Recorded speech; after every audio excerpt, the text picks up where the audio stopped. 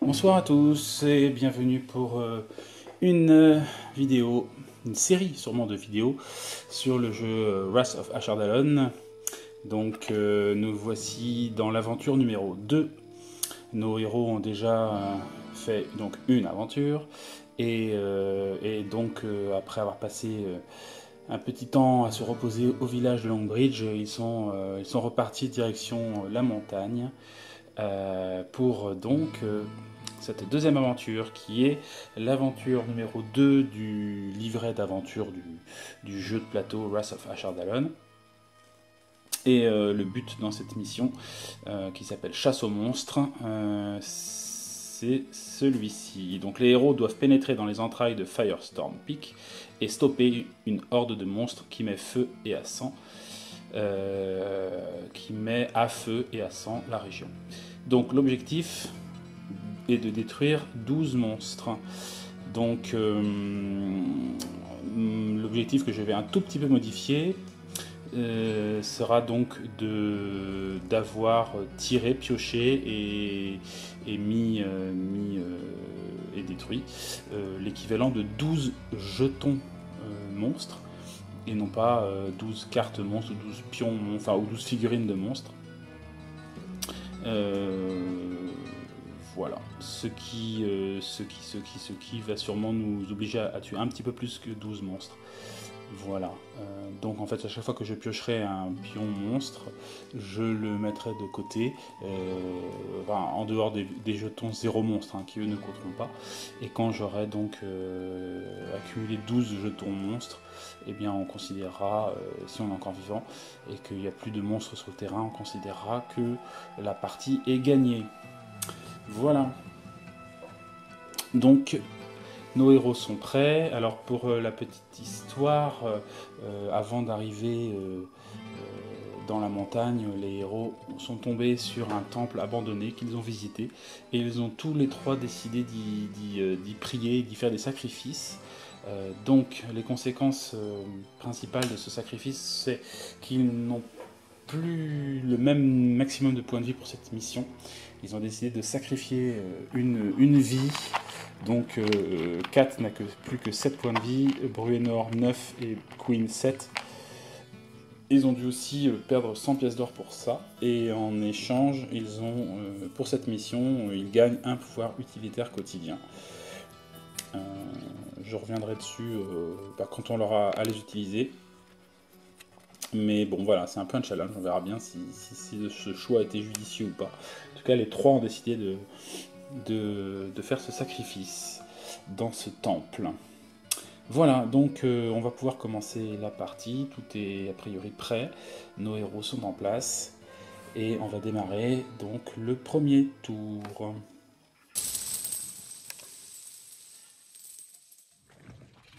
Alors, premier tour, c'est Kat qui commence. Kat qui est donc toujours niveau 1. Elle décide de se mettre en mode d'exploration afin de pouvoir visiter plusieurs tuiles. Et donc elle a une vitesse de déplacement de 6. Alors elle démarre ici, donc elle va commencer, je pense, par aller vers le coin. Donc elle va faire 1, 2, 3... 4, elle essaye d'explorer dans cette direction-là, donc je vais tirer un dé pour savoir si je tombe sur un cul-de-sac ou pas. Je fais un 19, donc pas de soucis, c'est bien une tuile que je vais prendre ici. C'est une tuile noire. Voilà. Et donc il y a un triangle noir, on va voir ça, et on va déjà piocher notre premier jeton monstre pour cette tuile. Là, le but, c'est de trouver les monstres assez vite pour pouvoir en tuer, si possible, pas trop, mais enfin on verra. Je tombe sur 0 monstre, donc celui-là, je ne le remets pas dans la boîte. Je dois directement piocher une carte rencontre. Et c'est perdu. Tous les tunnels se ressemblent. Sans la regarder, prenez une tuile du dessous de la pile de tuiles et mettez-la au-dessus. Ça n'aura aucune conséquence pour nous, puisqu'on n'est absolument pas à la recherche d'une tuile particulière. Bon, je vais quand même réaliser l'action. Donc je met une tuile au-dessus, mais on s'en fiche un petit peu.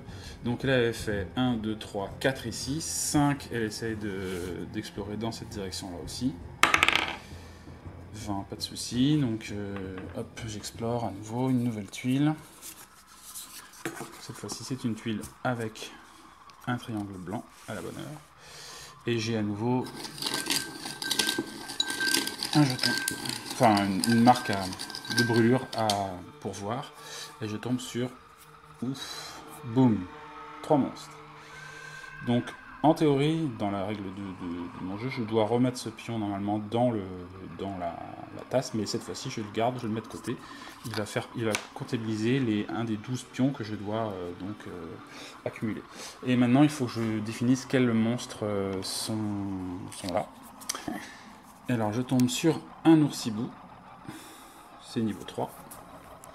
Je rappelle que la somme des niveaux de monstres rencontrés ne peut pas excéder la somme des niveaux des héros plus 1. Donc là, j'ai déjà 3 niveaux sur 1, 2, 3 plus 1, 4. Donc le deuxième, je ne pourrais tirer qu'un deuxième monstre qui ne peut être qu'un monstre de niveau 1. Et ça ne peut pas être un grêle parce que c'est niveau 2. Ça ne peut pas être un minotaure parce que c'est niveau 2. Encore un grêle. Alors ils sont où les monstres niveau 1 ? Voilà. Une nuée de rats. Donc, l'oursibou et la nuée de rats, en théorie, passent sous le contrôle de Kat, mais comme Kat a une cape d'elfe, hop, les monstres vont être contrôlés par Bruenor. Je rappelle que la cape d'elfe permet de placer les monstres.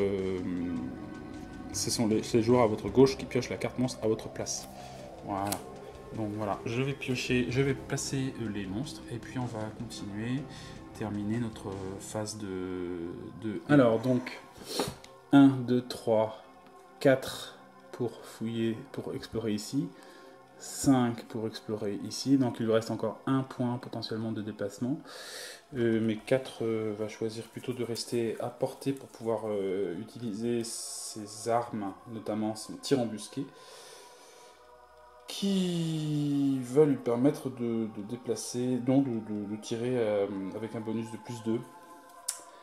Donc elle va simplement tirer, enfin utiliser voilà, son action de combat à moins 2, puisqu'elle est en mode exploration.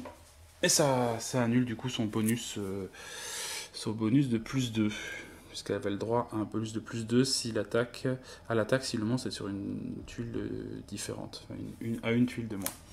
Alors je choisis de tirer, je pense sur les rats, histoire de nous débarrasser d'un monstre déjà. C'est parti, donc elle a plus 7 à l'attaque. Ça fait 7 et 4. 7 et 4, 11. C'est raté. Parce que le rat a 12 de classe d'armure. Est-ce que je peux faire quelque chose de particulier? Je vérifie rapidement sur mes... Non, c'est plutôt de la défense que j'ai. Ça, c'est au début de la phase de héros, donc c'est pas jouable. Les autres... Alors, j'ai conseil encourageant éventuellement, qui permet de relancer un dé d'attaque. Ou coup chanceux aussi. Il a deux options en fait. Du coup, comme j'ai des pouvoirs utilitaires en plus, je pense que j'ai dû prendre un des deux, je sais plus lequel. À moins que j'ai pris garde du corps. Non, je crois que j'ai rajouté garde du corps. Alors, je pense que Bruenor va utiliser un conseil encourageant en début de partie. Vous encouragez vos compagnons à continuer le combat. Allez, allez Kat, ajuste ton tir. Il faut nous débarrasser de ces rats. Donc j'utilise le pouvoir. Et ça permet, il me semble, hein, le héros relance le dé d'attaque. Ah oui, si l'attaque échoue à nouveau, je ne retourne pas cette carte. Donc il faut vraiment que le conseil encourageant soit fonctionnel. Alors c'est parti. Cette fois-ci ça touche parce qu'elle fait 12. Donc ce pouvoir-là est bien retourné. Et le rat, du coup, est détruit. Le rat est bel et bien détruit. J'enlève le rat. Hop.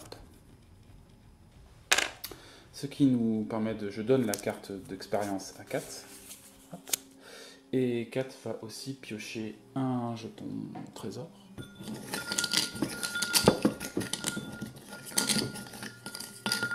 Hop, je pioche 100 sous.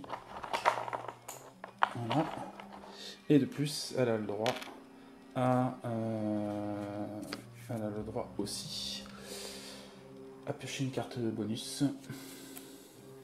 Et c'est courir. La terreur, tout comme le courage, est capable de vous donner des ailes. Donc jusqu'à la fin de votre prochaine phase de héros, chaque héros gagne un bonus de plus 2 à sa vitesse. Donc ils ont tous plus 2 à la vitesse grâce à 4.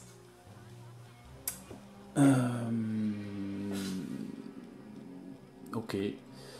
Et donc ça va terminer le tour de 4. On passe donc à Bruenor. Bruenor qui contrôle l'oursibou. Et l'oursibou,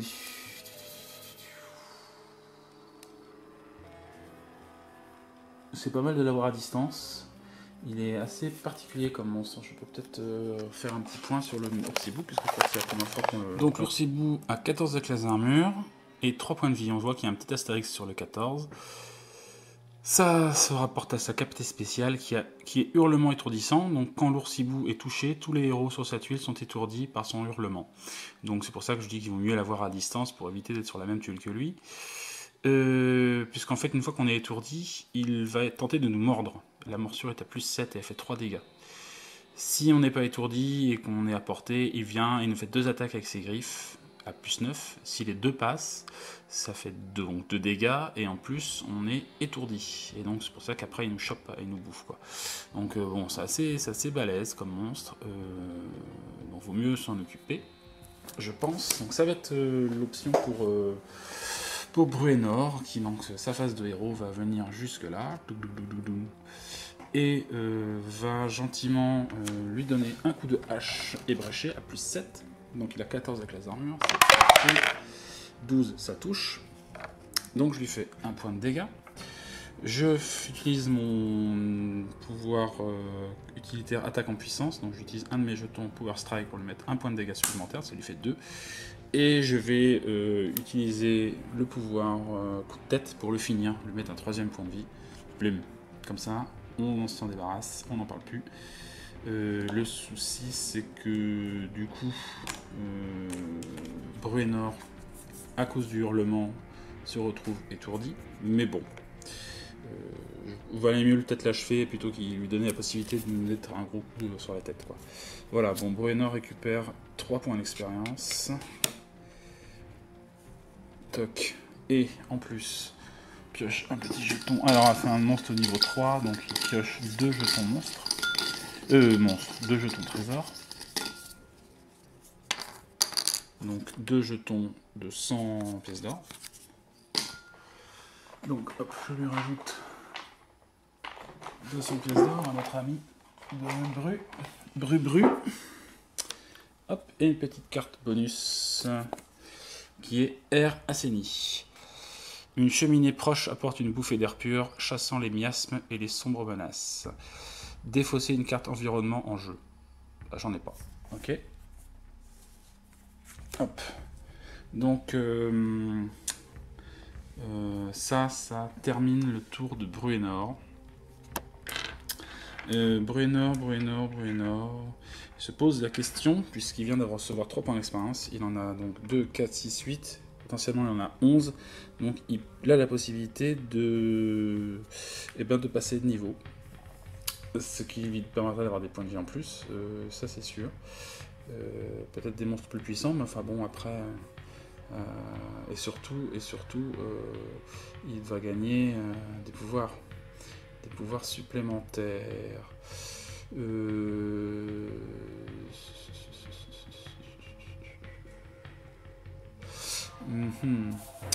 vais peut-être, vu que j'ai pas forcément beaucoup d'argent, je vais peut-être attendre un petit peu, on n'est pas encore pressé, et on verra. Peut-être que je monterai de niveau plus tard. On va faire ça pour le moment. J'enchaîne sur le tour de Queen. Queen donc, se trouve à nouveau dans un donjon tranquille. Lui-même va se mettre en mode exploration, n'est-ce pas? Hop. Exploration aussi pour Queen, qui du coup lui a plus de déplacement à cause de la bénédiction courée. Donc il se retrouve à 7 de déplacement et il va aller là pour commencer. 1, 2, il explore. Hop, c'est une tuile. C'est une petite pièce. On va tout de suite piocher un jeton monstre.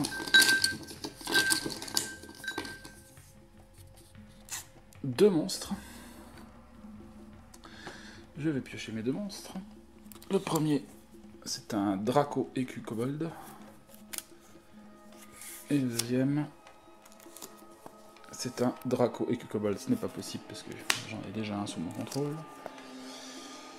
Et bien c'est un Diable Légionnaire. Donc là on accumule les niveaux. 3 plus 1, 4. C'est bon, on a le droit. Enfin, oui, on a le droit de souffrir. Et donc voilà ce qui nous attend dans cette pièce. Je vais tout de suite placer les figurines. On se retrouve après pour la suite de la phase de héros exploration de Queen. Voilà, j'ai placé les monstres qui étaient dans cette pièce là. Donc c'est trois diables accompagnés d'un tout petit kobold qui se trouve juste planqué derrière. Voilà, non, ça c'est le début du tour de Queen. Il a pour l'instant fait 2 en déplacement. Il va continuer. 2, 3, 4, 5. Ah, il peut fuir notamment. 3, 4, 5, 6, 7, non. 3, 4, 5, 6, 7, non. Ah, je peux pas. Je suis obligé de rester un peu dans le coin.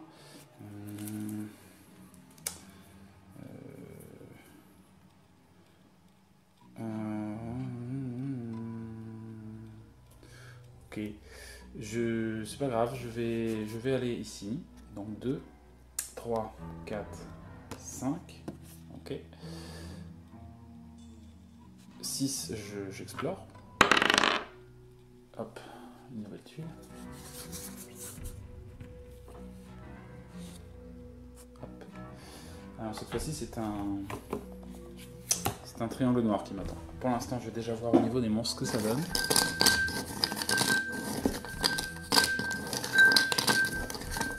Hop, c'est parti. 0 monstre. 0 monstre, voilà. Alors, qu'est-ce que va faire Queen? J'hésite à faire une attaque avec un pouvoir quotidien. J'ai choisi barrière de l'âme. Donc une barrière de l'âme tournoyante apparaît, tranchant ceux qui s'approchent de trop près. Choisissez une tuile. Donc c'est sur une tuile, je mets 5 marqueurs barrière de l'âme. Et quand un monstre est placé sur une case contenant un barrière de l'âme, il prend un dégât et voilà quoi. Donc je pense que je vais utiliser ce pouvoir-là. Donc je le retourne. Et je vais piocher, je vais placer des barrières de l'âme autour de, enfin sur la tuile. Voilà, donc j'ai placé les barrières de l'âme pendant ma phase de héros. Et là donc ah oui, j'aurais dû peut-être d'abord piocher ma carte rencontre. Bah, je pense pas que ça va changer grand chose. Alors j'ai pioché mur de magma. Alors mur de magma.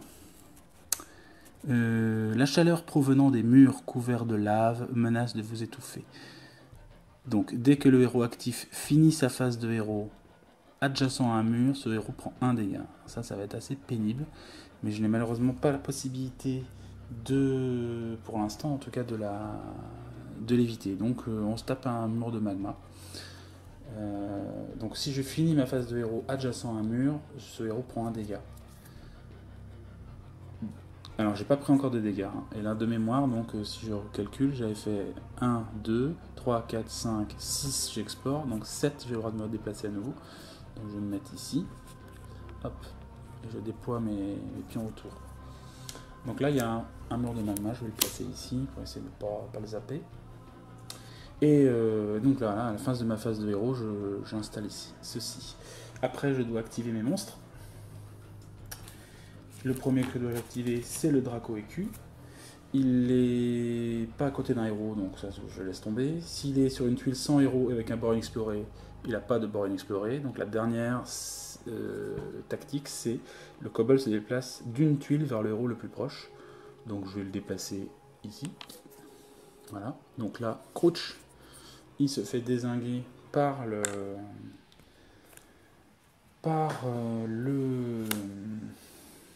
la barrière de l'âme. Voilà. Et dans la foulée, je vais vers les autres, hein, parce que les trois vont se déplacer aussi. Et là, cette fois-ci, ils m'attaquent. Donc il y en a un qui va faire ya, smooch. Il tombe sur la barrière de l'âme aussi, ici. Il se fait hacher menu.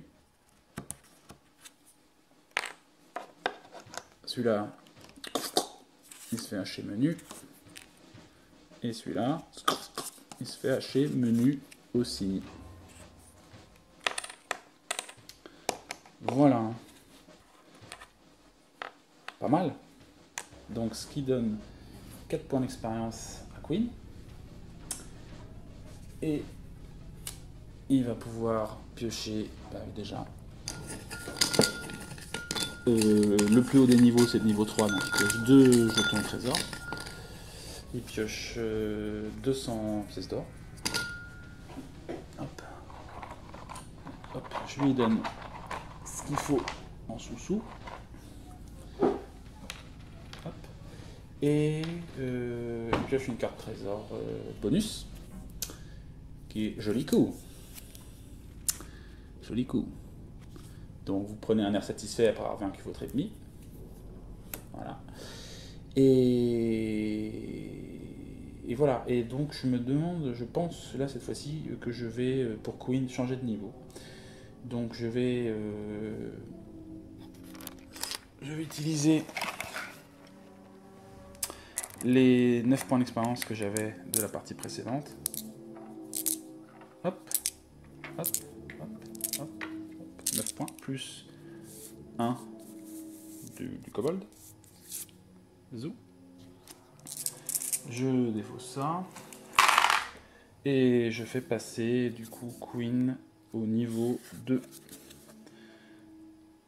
Alors, les conséquences de ça, c'est que déjà lui, il va gagner 2 points de vie. Voilà, il peut maintenant avoir 9 points de vie, pas 10, hein, puisqu'il est toujours victime de son sacrifice.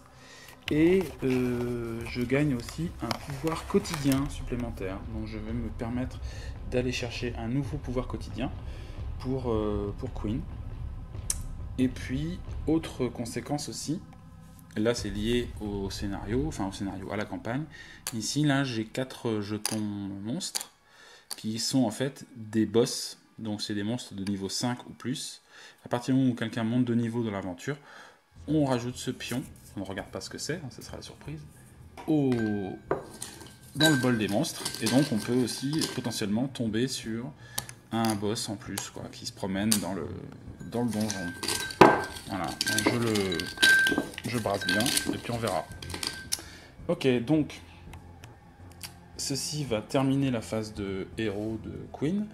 Donc on se retrouve pour un point après ce premier tour, et aussi avec des nouvelles pour Queen, où il en est et quel pouvoir il a choisi. Donc à la fin de ce premier tour, Kat a tous ses points de vie. Voilà, 7 points de vie, elle est en mode exploration, donc elle peut encore se défendre. Elle a dans sa besace 700 pièces d'or. Et ce pouvoir, voilà, elle n'a pas utilisé de pouvoir, donc tout va bien pour le moment pour Kat. Bruenor, ça va aussi, il a pris juste une blessure pour le moment. Il est étourdi suite au cri perçant du lourd-cibou.